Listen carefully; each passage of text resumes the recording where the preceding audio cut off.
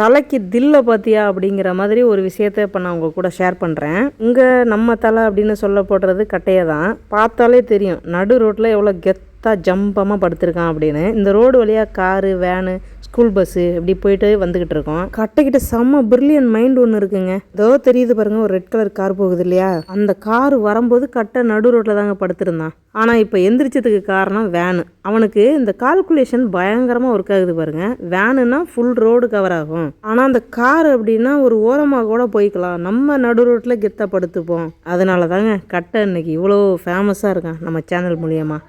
Car, bike, van இதுலேருந்தெல்லாம் தப்பிச்சிட்றாங்க. ஆனால் அந்த மனுஷங்களுக்கிட்ட இந்த மட்டும் என்னால் தப்பிக்க முடியலங்க. பார்த்தீங்களா எப்படி நொண்டிக்கிட்டு வரான்னு.